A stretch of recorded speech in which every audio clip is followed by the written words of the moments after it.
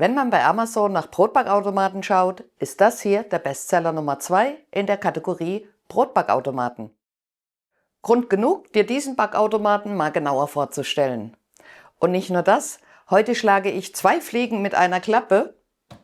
Wie du siehst, gibt es das baugleiche Modell auch von Moulinex. Und das ist im Ranking weiter hinten, preislich auch höher, aber genau der gleiche. Tja, und das ist auch mit ein Grund für diesen Kanal. Ich möchte dich aufklären, etwas Ordnung in diese Thematik bringen, Sinn und Sinnloses erklären. Und das hier ist ein schönes Beispiel dafür, bei dem es sich sogar auszahlt, die Wahl des gleichen Modells mit anderen Markenlogos einfach mal zu vergleichen. Tefal und auch Moulinex, WMF, Emsa, Rowenta, Kaiser übrigens auch, ist eine Marke von der Sepp Group. Das Unternehmen gilt als Weltmarktführer für elektrische Haushaltskleingeräte. Und dieser Konzern beherrscht das Markenchaos perfekt.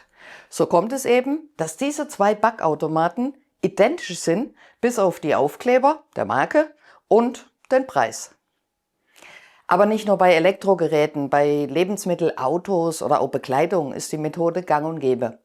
Ein und dasselbe Produkt wird unter verschiedenen Markennamen angeboten.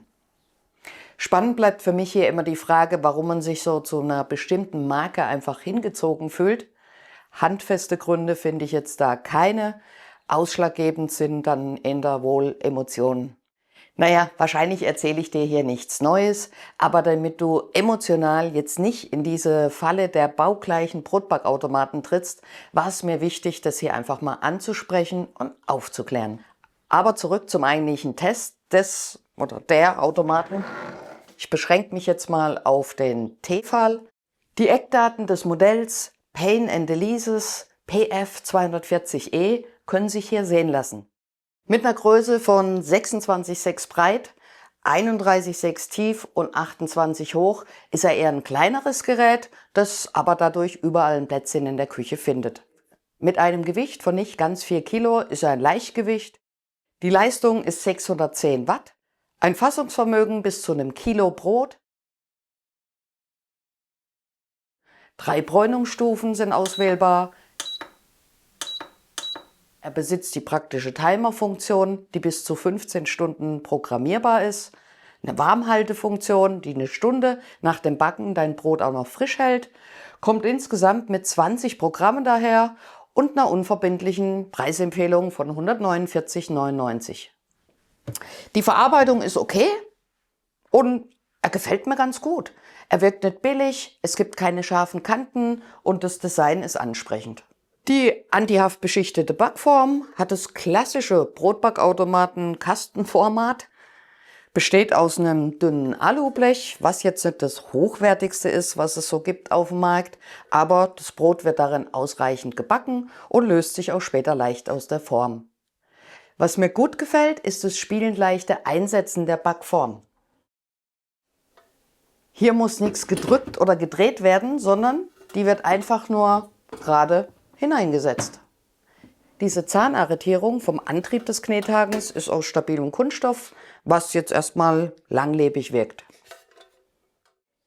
Die 20 vorinstallierten Programme decken viele Brotsorten und Varianten ab. Du hast hier 3 glutenfreie Programme für glutenfreies Brot, glutenfreies süßes Brot und glutenfreier Kuchen. Dann gibt es 7 klassische Brotprogramme, 7 weitere Programme für Hefeteig, Nudelteig, Kuchen, die nur Backenfunktion, Porridge, Müsli und 1 zur Marmelade kochen. Und dann hat er noch 3 Programme für Milchprodukte mit an Bord. Joghurt, Trinkjoghurt und Hüttenkäse. Und das ist jetzt mal mein Stichwort fürs Zubehör. Außer dem Messbecher, Messlöffel, Knethakenentferner gibt es einen separaten Joghurtbecher. Dieser hat unten am Boden so eine Aushöhlung, sodass das Ganze perfekt in die Backform ohne eingesetzten Knethaken passt. Das ist sowas von genial, da gerade bei der Joghurtherstellung Hygiene das Wichtigste ist und du somit einen fast gleichwertigen Joghurtmaker bekommst. Das bietet mir hier also einen absoluten Mehrwert.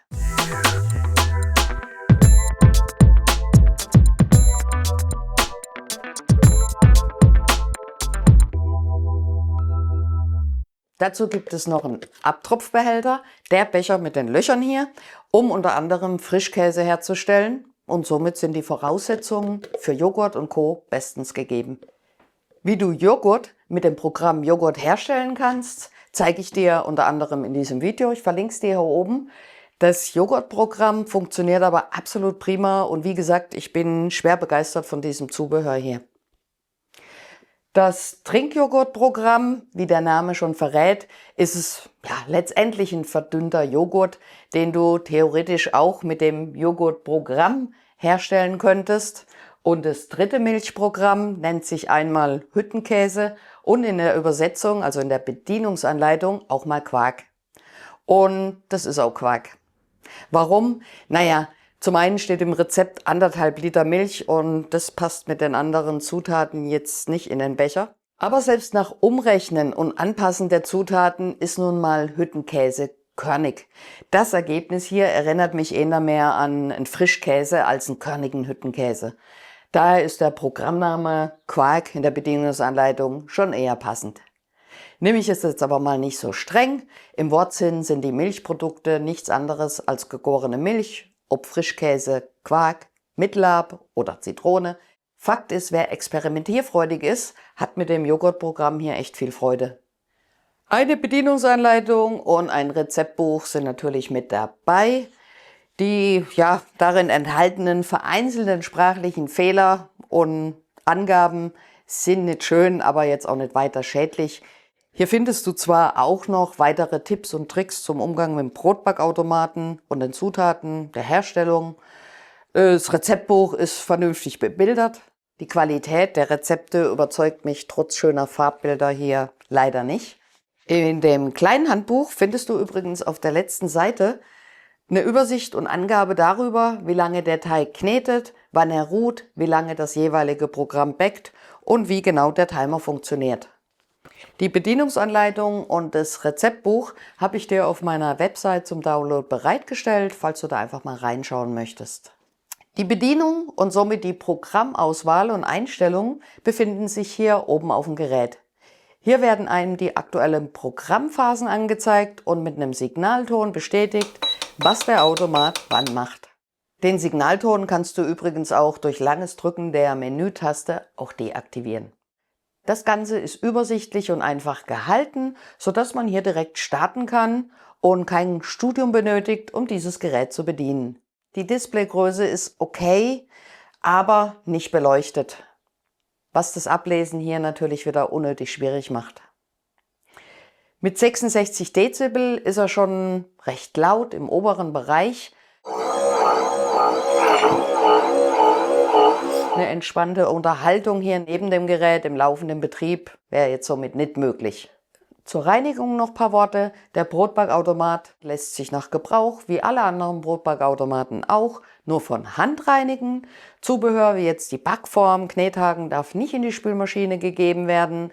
Eine Besonderheit hat er, der Deckel hier ist abnehmbar zur leichteren Reinigung.